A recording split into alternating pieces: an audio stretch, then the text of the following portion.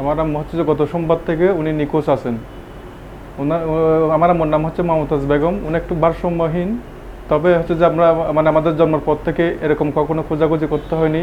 উনি গত সোমবার সকাল 9টা থেকে মানে বের হবে, মানে বাসাতে বড় ভাবিকে বলছে যে আমি একটু বের হচ্ছি, এই বলে বের হয়েছে। আজ পর্যন্ত আজকে 5 দিন চলতেছে, ওনার কোনো সন্ধান আমরা এখনো পর্যন্ত পাইনি। আমরা আমাদের মানে সর্বোচ্চ চেষ্টা দিয়ে সব জায়গায় খোঁজাখুঁজি করছি, বিভিন্ন গ্রুপিং, মাইকিং, পোস্টারিং, এবং হচ্ছে আমরা পটিয়া থানায় পর্যন্ত আমরা জিডি করে আসছিলাম।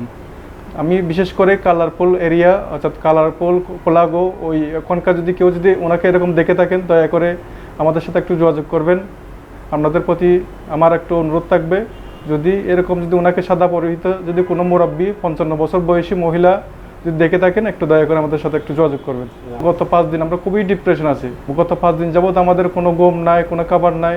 এই নিয়ে আমরা আসলে অনেক দুশ্চিন্তা, যেহেতু মাই যেখানে নেই সেখানে কখনো তো ওই পরিবারে কেউ শান্তিতে তো থাকতেই পারে না।